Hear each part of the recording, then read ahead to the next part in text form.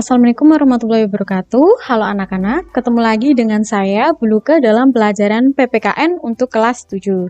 Baiklah, hari ini kita akan meneruskan tentang bab 2 ya, materinya norma dan keadilan. Nah, untuk hari ini kita masuk ke submateri tentang ketaatan. Nah, jadi di sini apa yang dimaksud dengan ketaatan? Ini dia, ketaatan adalah sebuah sikap patuh pada aturan yang berlaku. Jadi ketika kita patuh pada sebuah aturan yang berlaku di masyarakat, maka bisa dikatakan bahwa kita telah menjadi pribadi yang taat. Begitu ya. Lanjut.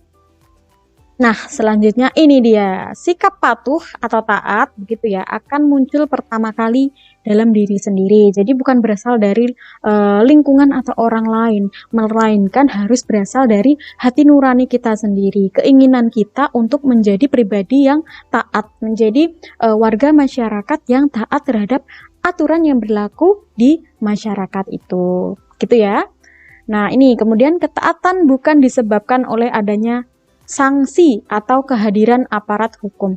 Jadi ketaatan ini bukan didasarkan atas ketakutan kita terhadap adanya sanksi. Jadi kita taat itu hanya karena kita takut akan hukuman atau sanksi jika kita melanggar. Nah, itu tidak boleh karena ketaatan ini memang harus ada di hati dan pikiran kita, bukan karena kita takut hukum, bukan karena kita takut aparat hukum seperti polisi atau TNI, enggak.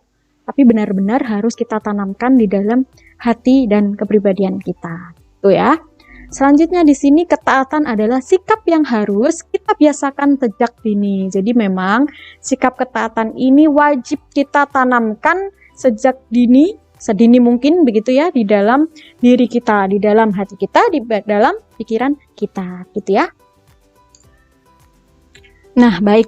Jadi di sini untuk membina budaya taat tadi ya, di sini kita harus menanamkan ke dalam diri kita sendiri budaya malu, budaya tertib dan budaya bersih. Nah, untuk yang pertama yang dimaksud dengan budaya malu di sini adalah sikap malu jika melanggar aturan. Jadi ketika kita melanggar aturan, maka kita akan merasakan sebuah rasa malu yang teramat sangat. Sehingga kita ketika kita akan melanggar sebuah aturan lagi, maka kita akan berpikir, nanti kalau saya melanggar aturan maka saya akan merasakan rasa malu. Enggak, saya enggak boleh melanggar aturan. Saya harus taat pada sebuah aturan gitu ya. Nah, kemudian yang kedua ada yang namanya budaya tertib. Jadi di sini budaya tertib itu artinya membiasakan tertib dimanapun berada.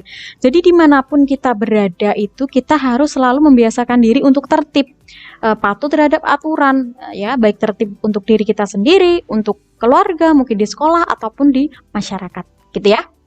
Dan yang ketiga ada budaya bersih. Yang dimaksud budaya bersih di sini artinya berkata dan berperilaku jujur dan bersih gitu ya dari tindakan yang kotor. Jadi memang kita harus membiasakan diri untuk selalu berkata dan berperilaku jujur dimanapun kita berada. Lanjut.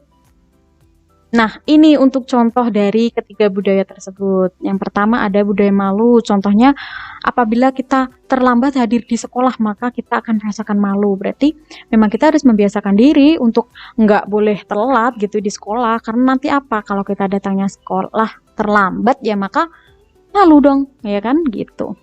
Kemudian yang kedua, contoh budaya tertib di sini harus mengikuti antrian sesuai dengan nomor antri. Ini misalkan kita di rumah sakit atau mungkin di bank begitu ya, yang mengharuskan kita antri sesuai nomor antrian atau nomor urut, maka harus kita ikuti nomor antriannya. Gitu supaya apa ya? Supaya tertib, gitu kan? Kemudian yang ketiga, budaya bersih. Di sini contohnya tidak menyontek saat ulangan atau ujian. Jadi dari diri kita sendiri kita tanamkan sikap jujur, sikap bersih dengan cara contohnya ini saat ulangan ya yang jujur aja, nggak usah nyontek, nggak usah tanya ke temennya, yang jujur karena guru itu bakal tahu ya mana siswa yang nyontek saat ujian, kelihatan dari gerak-geriknya. Nah, mungkin itu yang dapat Buluke sampaikan untuk pertemuan kali ini. Sedikit saja materinya. Semoga memberikan informasi buat kalian dan bermanfaat. Sekian, wassalamualaikum warahmatullahi wabarakatuh.